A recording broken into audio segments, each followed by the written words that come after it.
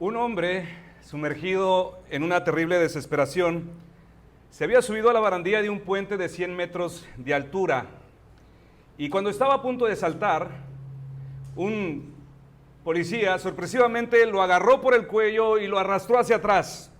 El hombre suicida protestó: «Suéltame, ¿no entiendes lo desesperado que estoy? ¿No sabes lo miserable que es mi vida? Suéltame, por favor, déjame saltar». El bondadoso y razonable agente le dijo: «Te voy a hacer una propuesta antes de soltarte. Te daré 5 minutos y después de ese tiempo me darás tus razones por las cuales no vale la pena vivir. Después tú me vas a dar 5 minutos a mí y yo te daré 5 razones por las cuales yo te digo si vale la pena vivir. Y si al cabo de estos 10 minutos sigues queriendo saltar del puente, yo te soltaré, no te lo voy a impedir». El hombre se tomó sus 5 minutos, el oficial se tomó sus 5 minutos y cada uno dio sus razones. Luego, con lágrimas en sus ojos, se levantaron del suelo, se dieron la mano, se abrazaron con lágrimas y ambos saltaron del puente.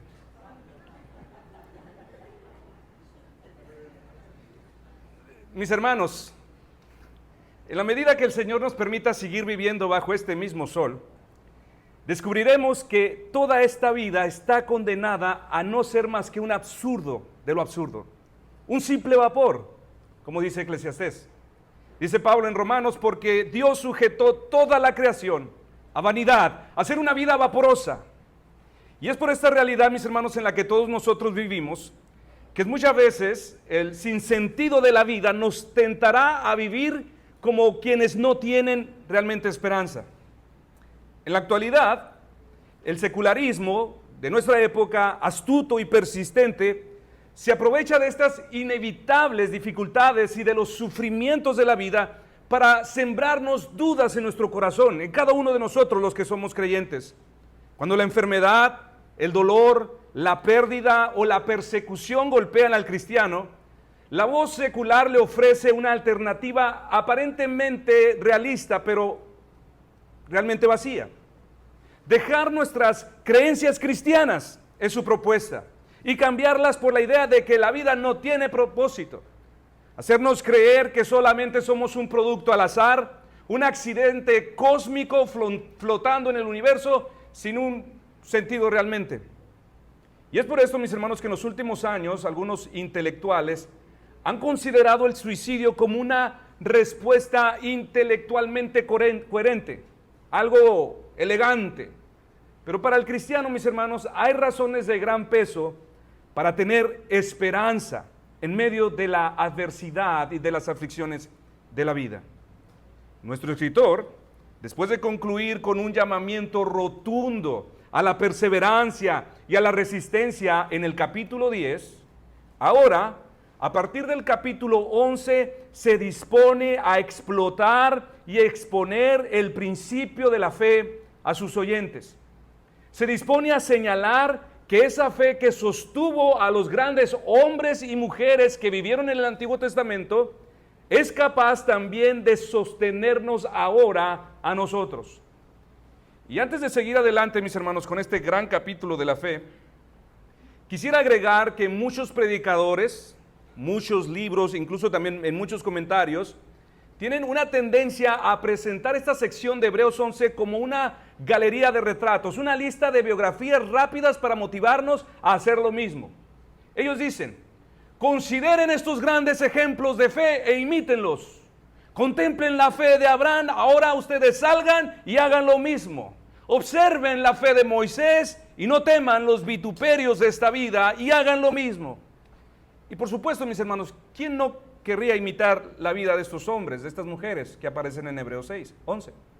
Sin embargo, mis hermanos, por importante y atractivo que resulta esto, el énfasis de los hebreos, del autor de los hebreos, radica en otra parte. Si ustedes recuerdan, en nuestro mensaje pasado señalamos que una de las principales amenazas que estaba padeciendo la iglesia hebrea era que los hermanos estaban siendo tentados a rechazar a Cristo, volverse al viejo sistema, a las antiguas costumbres judías. Así que este es el contexto. Y este contexto, mis hermanos, debemos permanecer siempre, este contexto debe permanecer siempre en nuestras mentes, porque de otra manera, mis hermanos, nos vamos a desviar de la verdadera intención de nuestro pasaje. ¿A qué me refiero? Me refiero a que si mantenemos Hebreos 11, mis hermanos, en el marco adecuado, el sentido de esta lista de héroes de la fe, como son llamados, será mucho más claro. Y recuerde también otro detalle importante, mis hermanos, que el desafío que ha venido enfrentando nuestro escritor en el trayecto de esta carta era demostrar a sus oyentes también el propósito original del antiguo pacto. Así que en esencia lo que hace nuestro escritor en el capítulo 11 es como decir a sus oyentes: ¿queréis volver al antiguo pacto? ¿Qué sentido tiene? Vuestros padres vivieron esperando con fe aquello que ahora vosotros tenéis en el Evangelio. ¿Queréis retroceder a lo antiguo? ¿Para qué?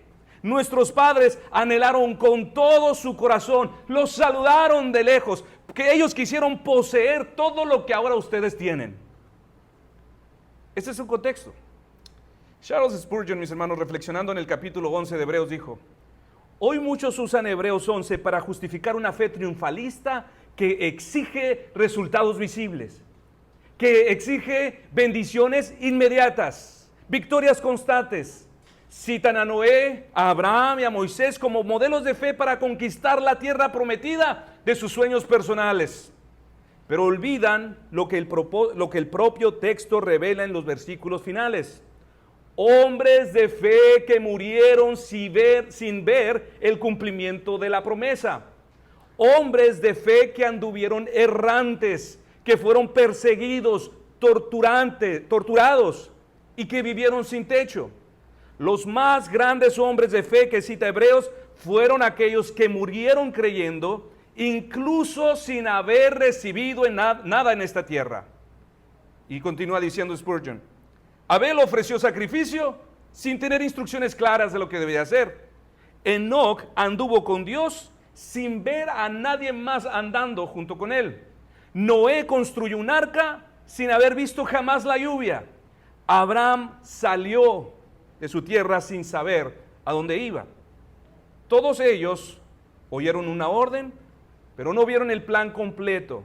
Por eso termina diciendo este capítulo en el versículo 39, y todos estos, aunque alcanzaron buen testimonio mediante la fe, no recibieron lo prometido.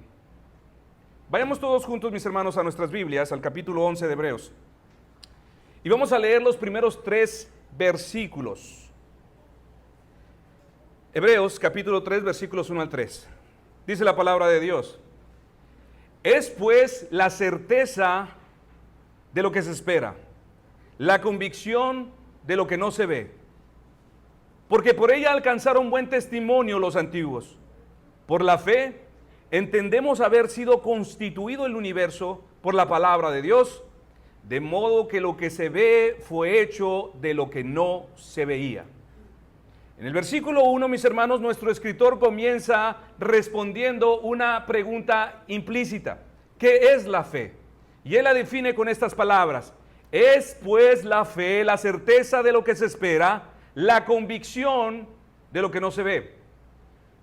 Cuando se trata de comprender y definir la fe, hay 2 enfoques básicos que podemos adoptar con toda seguridad, o 2 preguntas básicas en las que podemos encontrar una respuesta. La primera de ellas tiene que ver con lo que la fe hace. O en una pregunta: ¿cuál es la actividad de la fe? La segunda, con lo que la fe es, la persuasión de la fe.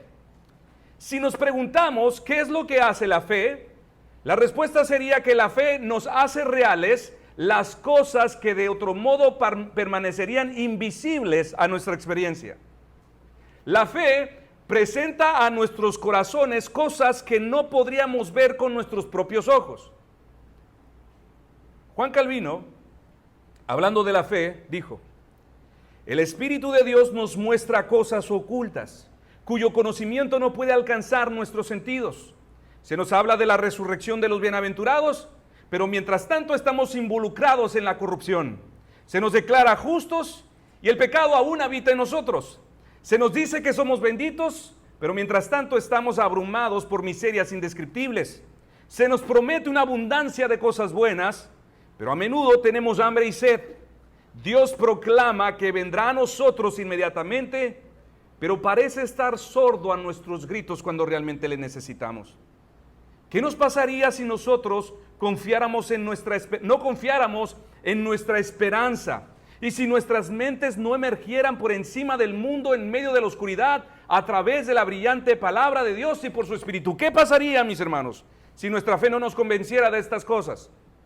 Esto, mis hermanos, es lo que hace la fe. Ahora, si nos preguntamos, ¿qué es la fe? La respuesta sería que la fe es la confianza en aquellas cosas que la misma fe nos revela. Por fe, bueno, aunque estas cosas que estamos mencionando, que son las mismas cosas que la fe nos revela, no estén en el momento presentes ante nuestros ojos, por la fe entendemos que son nuestras porque Dios nos las prometió. En otras palabras, la fe es actuar en pos de las cosas que aún no se han manifestado, pero que aceptamos como verdades o como realidades espirituales. Hermanos, es importante tratar de hacer un esfuerzo mental por entender, porque así usted va a dejar de creer que la fe se trata de torcerle la mano a Dios para que me dé todo lo que necesito. En estos transcursos de estas semanas vamos a realmente aprender lo que es la fe, la verdadera fe bíblica. Y continuando con nuestro ejemplo, podemos tomar un ejemplo como el de Noé. Noé creyó que habría de haber un diluvio sin otra evidencia más que ¿cuál? La palabra de Dios. Abraham vivió como peregrino durante muchos años, creyendo que poseería una mejor tierra. ¿Y qué tenía él como garantía, mis hermanos? La palabra de Dios. Moisés, pese a su incapacidad, a sus limitaciones físicas y debilidades, creyó que podría liberar al pueblo de Dios. ¿Y cuál era su garantía? Solamente la palabra de Dios quien le mandó. Todos estos hombres de Hebreos 11, mis hermanos, son una muestra de que por la fe ellos pudieron ver las realidades espirituales y confiaron en ello. De tal manera que agrega nuestro capítulo, nuestro pasaje, que alcanzaron buen testimonio de parte de Dios. Bien, habiendo traído un poco de luz, mis hermanos, a nuestro tema, consideremos nuestro primer punto, la actividad de la fe. Dice nuestro pasaje, es pues la fe la certeza de lo que se espera. Otras traducciones traducen la palabra certeza como la sustancia o como el fundamento. Una traducción más familiar a nuestros sentidos podría ser, es pues la fe, la seguridad de lo que se espera.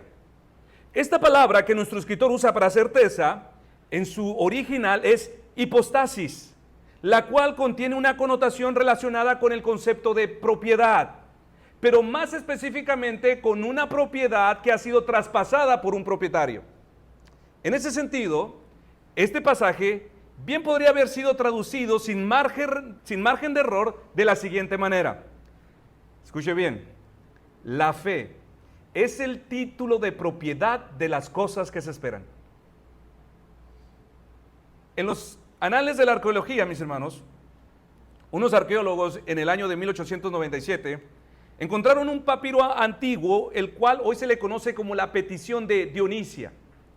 Dionisia fue una mujer viuda que enfrentó problemas con su propiedad.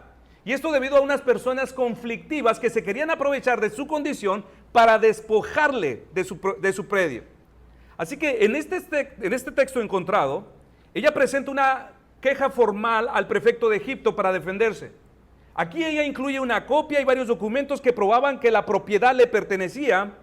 Y lo interesante, mis hermanos, en este documento, en este papiro, es que aparecía la palabra griega hipostasis, la misma que aparece en nuestro texto traducida como certeza. Según los doctores Grenfell y Hunt, este término hipostasis, certeza, se utilizaba en la antigüedad para designar un conjunto de documentos relacionados con la posesión de una propiedad.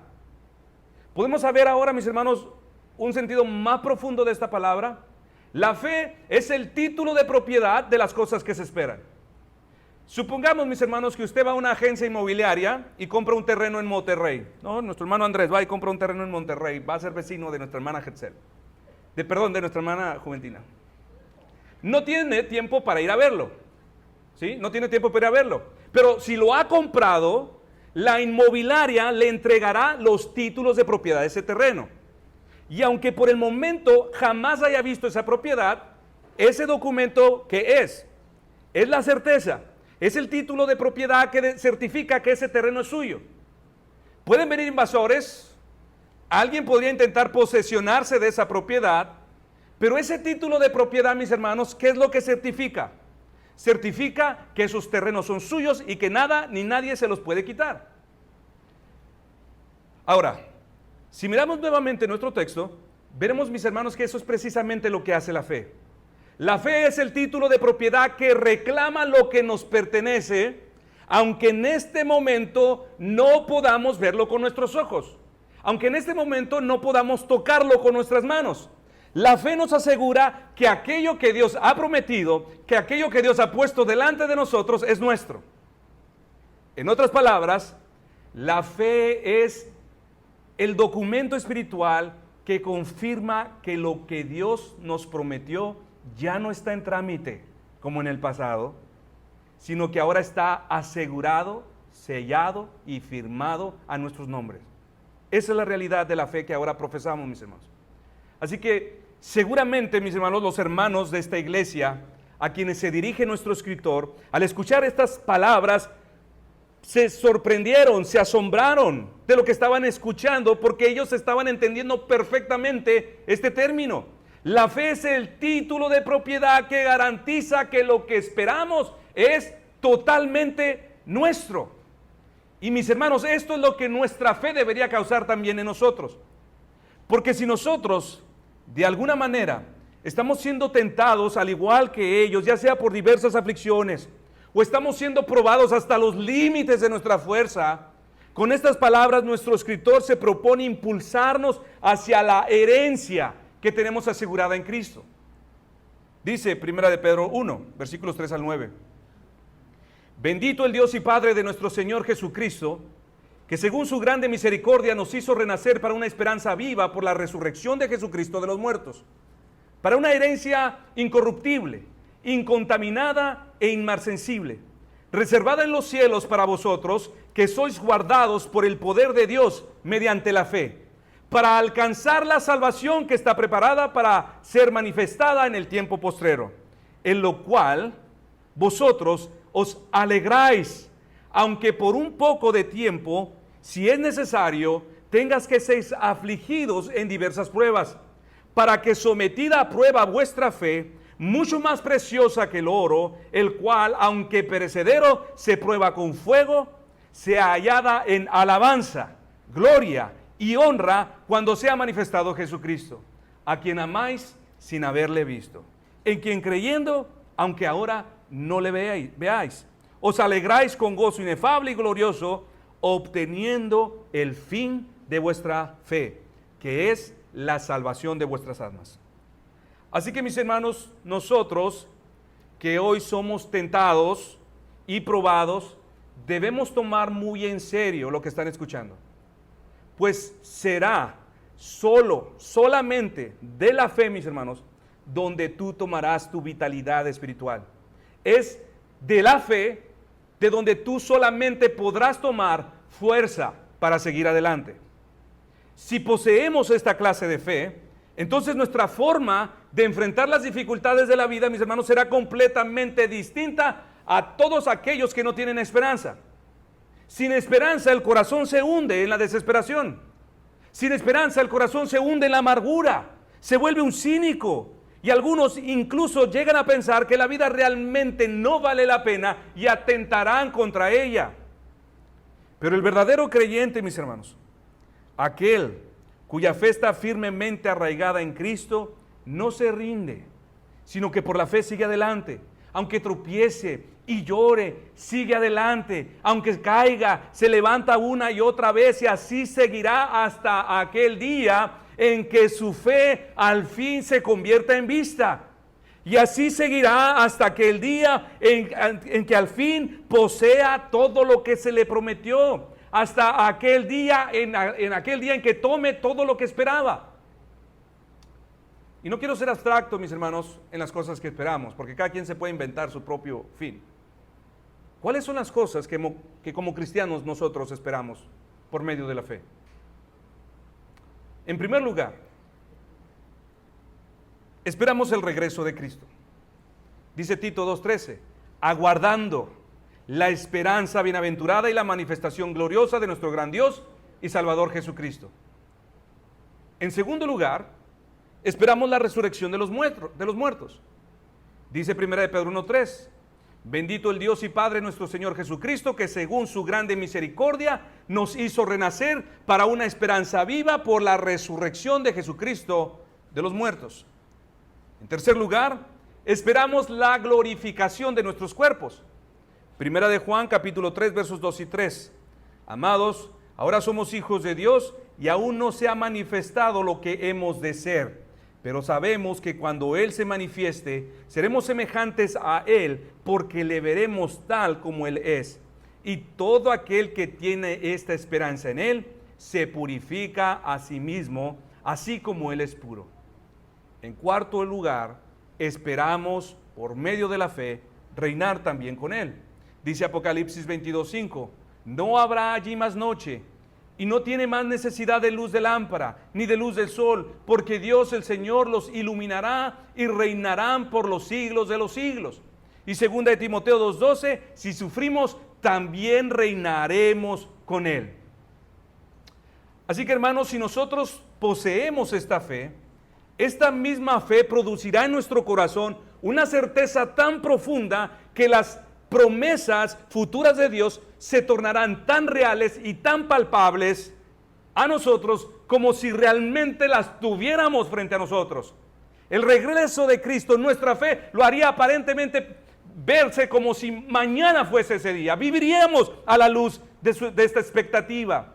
La resurrección de los muertos, la glorificación de los santos, el reino venidero, nuestra fe nos lo pone a un paso de nosotros. No serían para nosotros, mis hermanos, ideas lejanas o vagas, sino realidades cercanas que llenarían nuestra alma de gozo y paz en el día a día. Eso es lo que hace la fe. Las transformaría en realidades vivas que nutrirían nuestra alma de perseverancia en medio de muchas tribulaciones, sufrimientos y aflicciones. ¿Cuál es el problema, mis hermanos, donde usted puede ver un cristiano que vive como si el Señor no volviera? Su fe. Así que, mis hermanos, es por esta misma fe que todas estas cosas pertinentes a la vida presente serán vistas como realmente son. Los problemas de la vida, las aflicciones de la vida, tus sufrimientos, por esta fe que está al borde de lo eterno, ¿cómo las hará lucir? Como cosas insignificantes, como cosas pasajeras. Escuche cómo Pablo, capacitado por esta clase de fe, se expresó de las tribulaciones en 2 Corintios 4:17. Porque esta leve tribulación momentánea. En otras palabras, Pablo está diciendo, estas ligeras e insignificantes tribulaciones. Mis hermanos, este es el mismo Pablo que fue azotado, que fue apedreado, encarcelado, que fue rechazado y perseguido. ¿Y cómo llama todas estas cosas? Ligeras e insignificantes. ¿Cómo es que puede, mis hermanos, hablar Pablo así de esta manera? ¿Cómo puede Pablo hablar así de estas cosas tan duras? Una sola respuesta: verdadera fe. Pablo tenía fe. Por la fe, Pablo no veía las tribulaciones del tamaño que todos las ven, sino que Pablo las veía a la luz del galardón eterno que estaba frente a él, lo que esperaba. Su fe le hacía medir el dolor, la prueba con la vara de la eternidad. Y por esto, para Pablo estas cosas eran ligeras, eran insignificantes a sus sentidos. Mi hermano, mi hermana, cuando tus ojos por medio de la fe estén fijos en Cristo y en la gloria que viene, tus pruebas, aunque sean muy amargas, se endulzarán. No porque dejen de doler, sino porque la promesa que tú tienes por delante es infinitamente mayor y más gloriosa que cualquier sufrimiento que estés enfrentando en este momento. Pablo no negaba la realidad del dolor, pero lo que sí hacía Pablo era que lo ponía en su correcta perspectiva. Él decía, esto es leve porque mi herencia es grande. Esto es momentáneo porque mi gloria es eterna.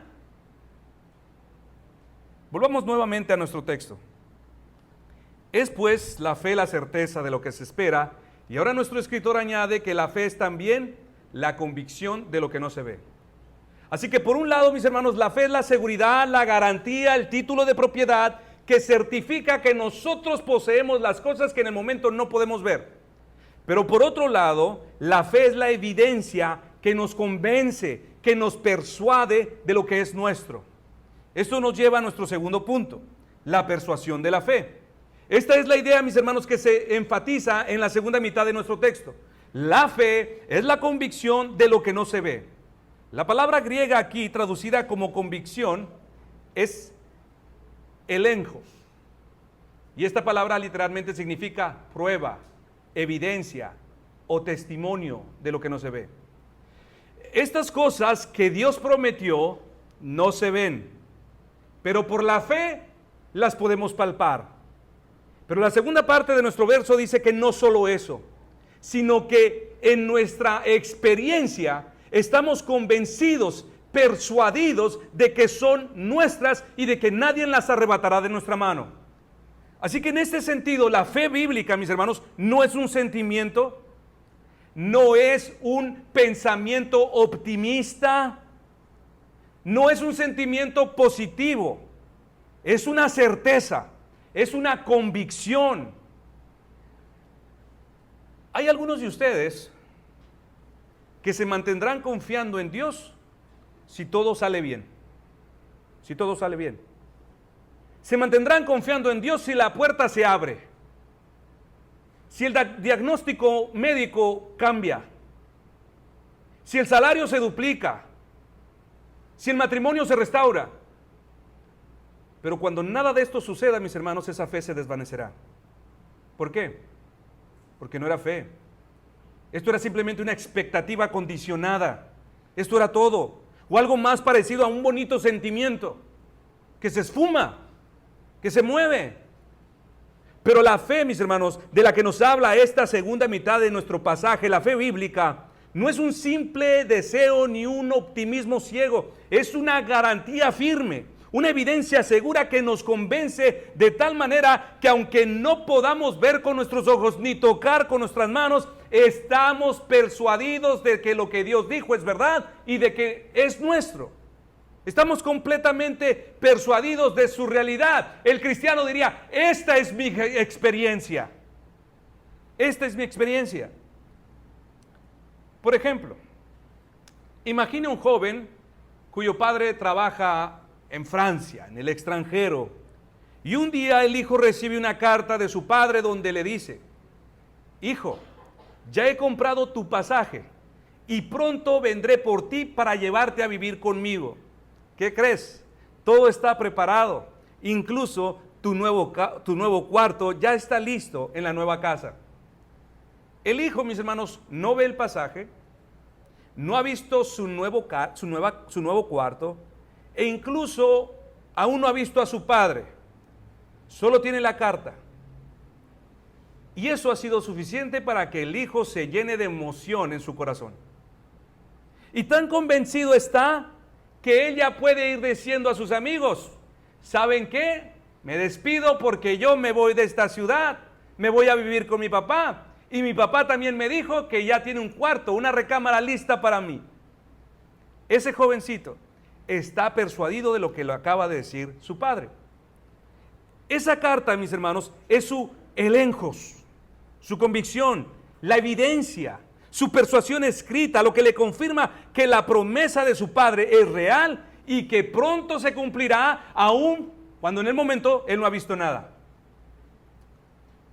Por lo tanto, mis hermanos, la verdadera fe lleva consigo la persuasión de lo que se espera, la convicción de las cosas que no se ven. Una ilustración muy conmovedora de este gran asunto proviene de la vida de Archibald Thomas Robertson, quien fue un erudito bautista, famoso por su especialización en el estudio gramatical y en la exégesis del griego del Nuevo Testamento, quien a la muerte de su pequeña hija Charlotte, los que acudieron a su casa para consolarle a él y a su familia, lo encontraron sumergido en un profundo dolor, caminando de un lado a otro en la casa, leyendo su Nuevo Testamento y específicamente la historia de la resurrección de la hija de Jairo. Y mientras leía esta historia, dijo a sus amigos en su dolor: Él resucitó a la hija de Jairo, ¿por qué no resucitó a la mía? Podríamos pensar que el doctor Robertson estaba pasando por una crisis de fe. Sin embargo, mis hermanos, parece más acertado pensar que Robertson estaba intentando comprender por la fe la realidad de la esperanza futura que estaba más allá de su vista. Movido de un lado a otro por esta esperanza futura, Robertson estaba luchando como todo el pueblo de Dios lucha mientras está en este mundo. Él estaba luchando con su Biblia en mano, buscando ser fortalecido por las promesas de Dios, las que Dios había dejado ahí escritas.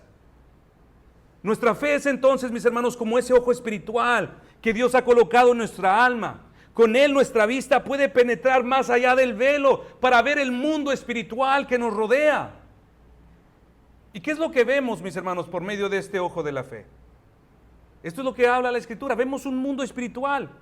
Contemplamos un reino de luz donde Cristo reina, donde querubines, arcángeles y serafines sirven a Cristo en gloria. Mis hermanos, la fe no se inventa un mundo para consolarnos, como algunos dicen. Eso se lo inventan para estar bien porque tienen miedo. Sino que más bien la fe abre nuestros ojos al mundo espiritual que siempre ha estado allí. En Génesis 28 se relata la historia de cómo Jacob, en aquella miserable noche en que huyó de Esaú al desierto, desamparado y solo, apoyó su cabeza cansada sobre una roca para dormir. Y tan pronto pegó el ojo, la Biblia dice que en sueños comenzó a ver el mundo espiritual que le rodeaba. Jacob miró que en ese mismo lugar en el que él estaba acostado, en el que él se encontraba, había una escalera apoyada en la tierra y que subía hasta la cima del cielo. Y he aquí, dice Jacob, que ángeles de Dios subían y bajaban.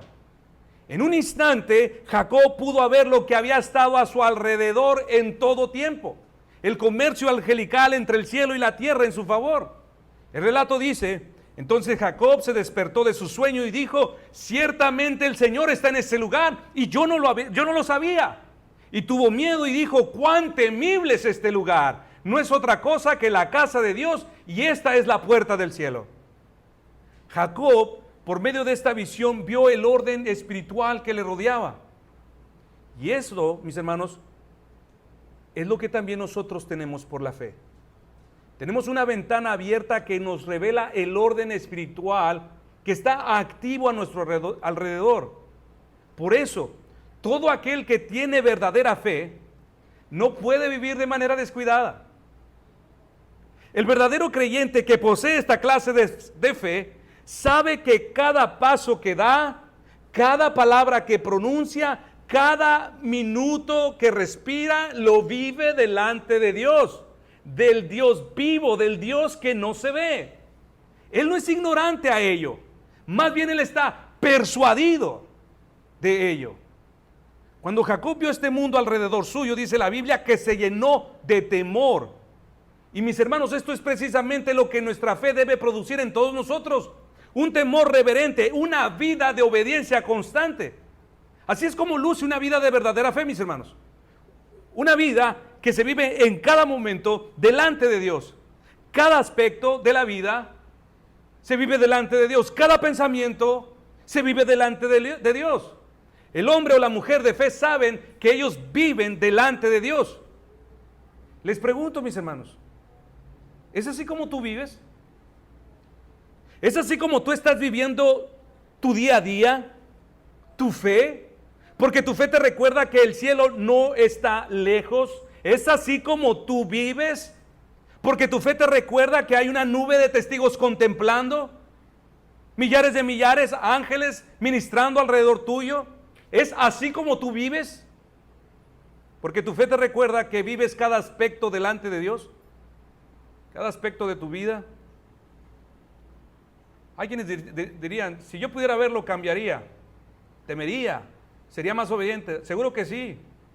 Si se te pareciera un ángel, seguramente que sí. Pero los que poseemos la verdadera fe, mis hermanos, no necesitamos verlos con nuestros propios ojos. Podemos verlo sin verlo. Y no solo eso, los que tienen verdadera fe también tienen la vitalidad para vivir frente a estas realidades espirituales, como es debido y como Dios espera que vivamos. Dice nuestro texto que la fe es la convicción, la persuasión de lo que no se ve. Yo no sé usted, pero personalmente yo nunca he visto un serafín, mis hermanos, o un querubín en llamas. En ningún momento de mi vida lo he visto con mis ojos físicos, nunca. Pero mis hermanos, por los ojos de la fe, sé que ellos están por todas partes a mi alrededor, ministrando y sirviéndome a mí y a mi familia y a mis hermanos de la iglesia, protegiendo a todos los que serán salvos. Y por esta misma fe, mis hermanos, también sabemos que existe un mundo espiritual de tinieblas, real y activo, lleno de potestades y legiones malignas que trabajan incansablemente para ejecutar sus artimañas contra los hijos de Dios. Día y noche ellos están al acecho como leones rugientes, dice la Biblia, buscando la más mínima oportunidad para enterrar sus feroces colmillos en los descuidados, en los que viven adormecidos, en los que andan aletargados espiritualmente. Por esto, mis hermanos, el creyente que realmente vive por fe, no solamente confía, sino que también por esta misma fe actúa, también permanece vigilante, revistiéndose cada día de la armadura espiritual de Dios, porque aunque no pueda ver con sus ojos ese mundo de tinieblas, su fe le convence que eso es real, que eso está allí, que está a su alrededor y que está a su acecho. Hermanos, si tú no tienes verdadera fe, estas realidades invisibles y espirituales están fuera del foco. Deberían de ser tan reales. Si posees verdadera fe, estas deberían de ser tan reales, tan convincentes. Si tienes verdadera fe. Pero si tienes verdadera fe, no solamente lo serían para ti, sino también sería muy evidente para todos nosotros, para todos los que te rodean. Te pregunto, ¿tu forma de vivir delante de tus hijos, de tu esposa, les hace decir con gratitud, gracias Señor, porque mi esposo es un hombre de fe? ¿Puede decir eso tu esposa, tus hijos? No me importa si las cosas espirituales son de tu convencimiento, no. La gente se puede dar cuenta de que las crees realmente. ¿Estás persuadido de ello? Tus hijos pueden decir, gracias Señor, porque me diste un papá que realmente es un hombre de fe. ¿Pueden decirlo? Y hermanos, con esto de ninguna manera piense que me refiero a los días donde todo es felicidad, sino especialmente me refiero a cuando los días son malos, especialmente a esos días, cuando el pan de lágrimas es el alimento de todos los días. Es allí, mis hermanos, es especialmente en esos momentos donde la fe verdadera brilla con gran intensidad. Mis hermanos y hermanas, cuando los días son malos, cuando vienen los días de aflicción y adversidad, tu tarea no es encontrar una explicación a cada cosa que pasa. No gastes tu energía tratando de entender todo lo que está pasando a tu alrededor. Mis hermanos, eso no hace la fe. Eso no hace la fe. Más bien, la fe nos recordará que tenemos una sola responsabilidad. Una sola responsabilidad. ¿Cuál? Obedecer la palabra de Dios. Eso hace la verdadera fe. Sea lo que sea, hermano, hermana, escúcheme. Sea lo que sea que estás pasando, lo que tanto te preguntas, tu única responsabilidad es confiar y obedecer la palabra de Dios. Podrías hoy estar hundido en problemas económicos. Podrías hoy encontrarte sin trabajo. Podrías encontrarte en un tiempo muy oscuro en tu matrimonio, donde las palabras les hunden cada vez más uno al otro. Quizás estás enfrentando una temporada de muchos gastos con tu familia que ya no sabes de dónde vendrá tu socorro. Quizás estás entrando a una edad donde llevar el peso de tu propio cuerpo sea una carga muy pesada. A todos ustedes les digo, mi hermano, mi hermana, tu única responsabilidad es obedecer la palabra de Dios. Tu única responsabilidad es seguir confiando en las promesas de Dios.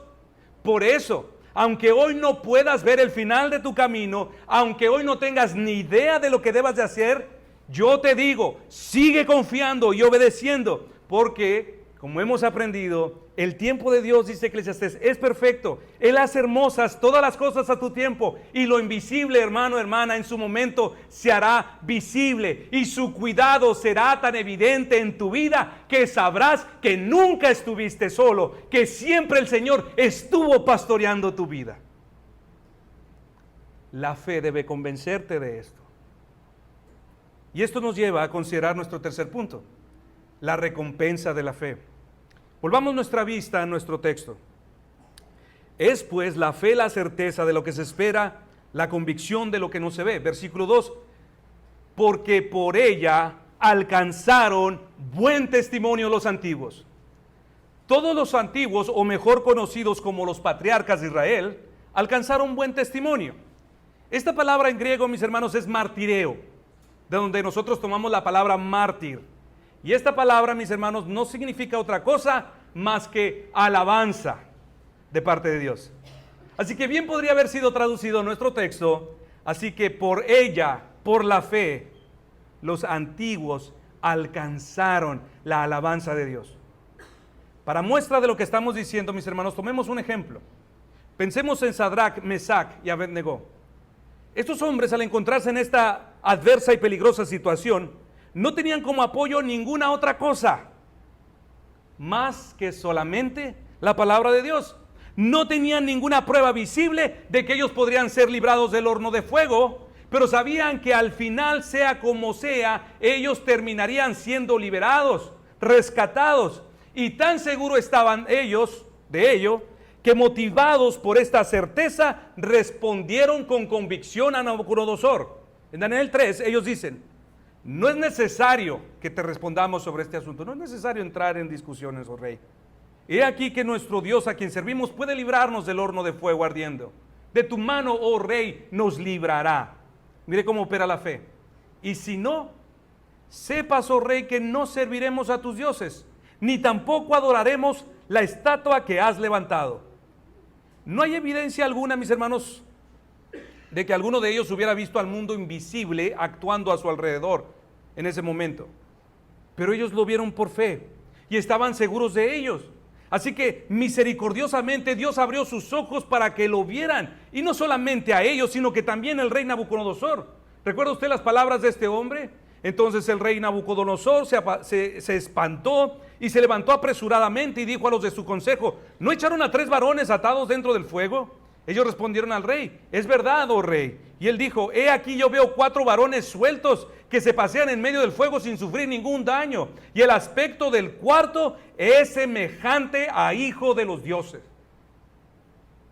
La fe de estos 3 hombres, mis hermanos, se redujo simplemente a creer en la palabra de Dios y a vivir de acuerdo a ella. Las cosas invisibles eran invisibles para sus ojos, pero no para su fe, mis hermanos. Y por esto ellos alcanzaron buen testimonio. Y por esto dice Hebreos 11:34 que ellos alcanzaron la alabanza del Señor. Dice Hebreos 11:34, por la fe apagaron fuegos impetuosos. Su gran hazaña de fe, mis hermanos, quedó registrada en los libros de la memoria de Dios. Te pregunto, ¿cuál será tu gran hazaña, mi hermano, mi hermana? ¿Cuál prueba? Cada prueba, cada enfermedad, escúcheme bien, hermanos, cada aflicción nos brindan una oportunidad especial para sacarle una sonrisa a Dios. Para alcanzar como recompensa, escuche bien, su aprobación, su alabanza. Mis hermanos, esta es tu meta en cada prueba.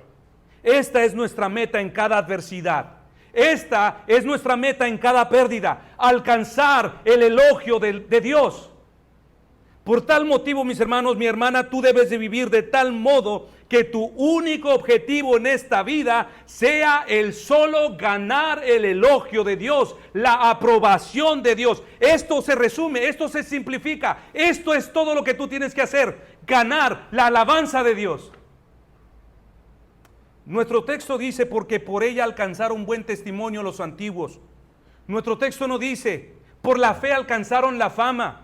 por la fe alcanzaron la riqueza, por la fe alcanzaron comodidades, por la fe vivieron de victoria en victoria, por la fe recibieron todo cuanto pidieron. No, eso no dice. Hay quienes dicen que eso es el propósito supremo de la fe. Ese no es. No, mis hermanos. Más bien todo lo que obtuvieron como recompensa fue la alabanza de Dios. Les pregunto a ustedes, mis hermanos, ¿estás dispuesto a vivir de esta manera? ¿Estás dispuesto a perder familia, riquezas, comodidades, con tal de ganar el elogio de Dios? ¿Con tal de ganar su aprobación? Esto es lo que hace la verdadera fe, mis hermanos. La fe no promete llevarnos por caminos alfombrados de rosas, ni te promete el aplauso y aprobación del mundo.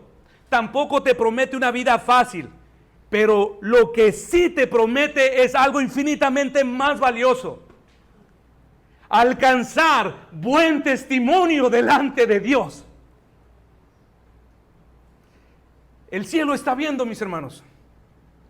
Y la única manera en que Cristo con gran orgullo pronunciará nuestros nombres delante del Padre y delante de los ángeles en el día final, no será porque conquistamos reinos, no será porque cristianizamos la cultura de nuestra época o porque erradicamos todas las leyes que eran contrarias a la palabra de Dios, sino porque a través de tanta adversidad, de tanta aflicción, de tanta confusión, de tanta oposición y de tantas pruebas, pudimos mantener nuestra confianza en Dios.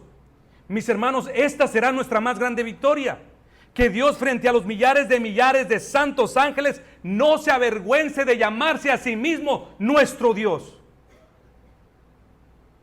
Quizás hoy tú estés esperando ver algo. Quizás estás esperando cambiar algo. Quizás todo lo que puedes ver ahora son puertas cerradas, respuestas tardías, promesas pospuestas, años perdidos, y el enemigo te dice: ríndete, ya, tira la toalla, se acabó, no hay más. Pero no, mis hermanos, no, mis hermanas, tu única responsabilidad en este momento es seguir confiando en el Señor y en su palabra. Tú debes de seguir adelante. Haz de tu gran recompensa, de tu gran meta, alcanzar el buen testimonio delante de Dios. Haz de tu gran recompensa alcanzar la alabanza de Dios. De tal manera, mis hermanos, que en el día de la prueba, tú también puedas decir con certeza, con convicción, a tu prueba, a tu problema, a eso: he aquí nuestro Dios, a quien servimos, puede librarnos del fuego ardiente. ¿Él puede? Claro que puede, mis hermanos. Y si no, sepas, oh rey, sepas, oh mundo, sepas, oh pobreza, sepas, oh familia, sepas, enfermedad, que no serviremos a tus dioses, ni tampoco adoraremos a la estatua que has levantado. Fijemos nuestra vista ahora en el versículo 3. Por la fe entendemos haber sido constituido el universo por la palabra de Dios, de modo que lo que se ve fue hecho de lo que no se veía. Después de darnos una definición de la fe y hablarnos de la alabanza de la fe, nuestro escritor se dispone ahora a mostrarnos con ejemplos vívidos lo que es una fe en acción. Así que en el versículo 3 funciona como un puente de transición que parte de lo que es la fe y lo que hace la fe hacia la vida práctica ejemplificada por algunos hombres y mujeres del Antiguo Testamento. Pero antes de esto, mis hermanos, de mencionar a estos hombres, nuestro escritor comenzará su recorrido desde el axioma de la potrología hacia el axioma de la escatología. ¿Alguien entendió? Yo tampoco. Vamos a decirlo de otra forma. Vamos a decirlo en otras palabras. Es decir, antes de mencionar a cada uno de estos hombres y mujeres, nuestro escritor comenzará su recorrido desde lo que Dios hizo en el principio, para que podamos entender mejor lo que Dios hará en el final de los tiempos, al final de todas las cosas. Y esto es lo que Dios hizo en el principio. Leamos nuevamente. Por la fe entendemos haber sido constituido el universo por la palabra de Dios, de modo que lo que se ve fue hecho de lo que no se veía. A primera vista, mis hermanos, este argumento de nuestro escritor podría parecer un tanto extraño, pero recuerde que a los hermanos a quien se está dirigiendo directamente en esta carta, ellos estaban siendo tentados a mirar atrás, a retroceder, a abandonar su camino en Cristo. Y es como si el autor, con un toque de santa ironía, les dijera: ¿quieren mirar atrás? Muy bien, pero vayamos más atrás, mucho, pero mucho más atrás. Les dice a sus oyentes: ¿quieren mirar atrás? Vamos pues, hasta el principio mismo, cuando todo comenzó, al génesis de todas las cosas. ¿Y qué es lo que vemos allí? Vemos un Dios que crea todas las cosas de la nada. Vemos un universo entero formado de su sola palabra. Vemos surgiendo de lo invisible todo lo que ahora existe. Hermanos, cada vez que alguno de ustedes se sienta tentado a mirar atrás, cuando la nostalgia de los buenos días del pasado, la presión del presente o el miedo al futuro les susurre a sus oídos que es más fácil regresar, yo les digo: miren atrás, pero mucho más atrás, para recordar quién es su Dios. Miren atrás y contemplen con su fe que fue Él quien de la nada llamó todas las cosas a la existencia.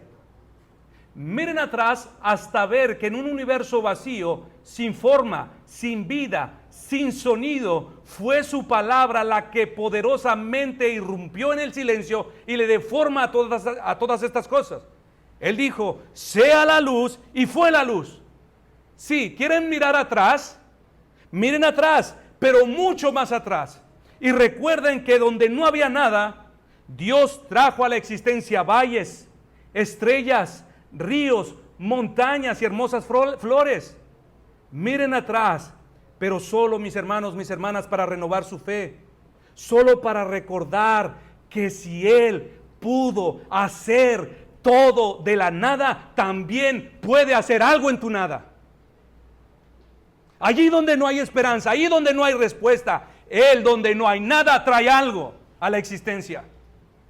¿Quieres mirar atrás? Mira más atrás. Porque el mismo Dios que ordenó el caos del universo, Él es capaz de ordenar el caos de tu corazón, mi hermano, mi hermana. El mismo que puso límite al mar, sabe poner límite a tu angustia. El mismo que separó la luz de las tinieblas, sabe separar y arrancar de tu vida toda aquella amargura, todo aquel celo, toda aquella culpa, toda aquella falta de perdón, todo lo que no quieres que esté allí más. Él es capaz de separarlo. Así que, sí, mira atrás, pero mira mucho más atrás, hasta el principio, hasta donde está Dios creándolo todo y formándolo todo. Y deja que esa visión de la fe te impulse ahora hacia adelante. Mis hermanos, esto ha sido lo que todos los hombres y mujeres de la Biblia hicieron. En el Salmo 22 podemos ver que cuando David estaba sumergido en su propio dolor y en una profunda sensación de abandono, ¿qué fue lo que hizo? Él miró atrás, miró hacia el pasado, pero no para renunciar, sino para mirar cómo Dios había obrado en la vida de otros. Por esto Él dijo en los versículos 4 y 5, en ti esperaron nuestros padres, esperaron y tú los libraste, clamaron a ti y fueron librados, confiaron en ti y no fueron avergonzados. David recuerda cómo en el pasado todos sus antepasados enfrentaron grandes pruebas, enfrentaron gran adversidad y reconoce cómo todos y cada uno de ellos, cuando aclamaron a Dios, recibieron su respuesta. Y tú, mi hermano, mi hermana, debes de hacer lo mismo. Si tú estás pasando en este momento por un valle de oscuridad, de confusión, el enemigo te hará sentir que nadie puede comprenderte. Te hará sentir que nadie puede entender tu aflicción, tus miedos, ni lo que estás pasando. Te hará sentir, estás solo en esto. Así que hará su mejor esfuerzo por aislarte de los demás. Hará su mejor esfuerzo por convencerte, no hay nada que hacer. Estás sola, estás solo en esto. Esta vez Dios no actuará. Pero Hebreos 11, mis hermanos, Es una carta de amor que Cristo escribió a su iglesia. Y aquí es como si Él nos dijera dulcemente: espera, no te adelantes a tomar una decisión. Espera, no te apresures a sacar tus propias conclusiones. Antes de dejarte llevar por la desesperación, antes de dejarte arrastrar por tus propios miedos, mira al pasado y recuerda a todos los hombres de la Biblia y mira cómo a todos ellos los libré. Mira cómo estuve con Abraham, mira cómo acompañé a Moisés, mira cómo salvé a David. Y no solo a ellos, sino también a muchos de tus hermanos en la iglesia. Hoy te aqueja algún dolor,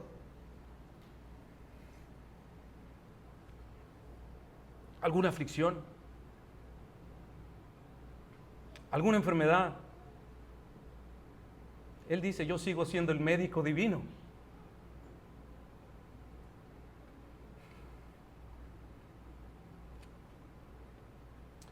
Y si yo estoy contigo, para ti siempre habrá esperanza. Tú no eres el primero en sufrir. Y te aseguro que tampoco serás el último en ser rescatado. Eso es lo que hace la fe, mis hermanos. Nuestra fe nos puede decir: si Dios fue fiel antes, Él seguirá siéndolo ahora. Y si puede ser fiel ahora, Él seguirá siendo fiel mañana, porque Él no cambia. Él no cambia.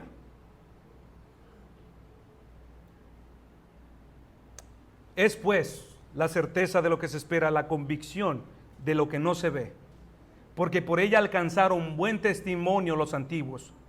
Por la fe entendemos haber sido constituido el universo por la palabra de Dios, de modo que lo que se ve fue hecho de lo que no se veía.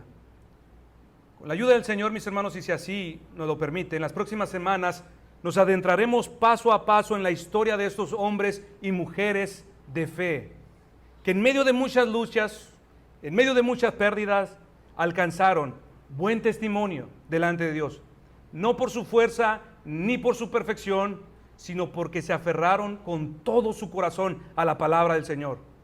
Y al recorrer sus vidas, es mi deseo, mis hermanos, que su ejemplo encienda en nosotros la misma determinación para caminar de esta manera delante del Señor, confiando plenamente que Él nunca falla.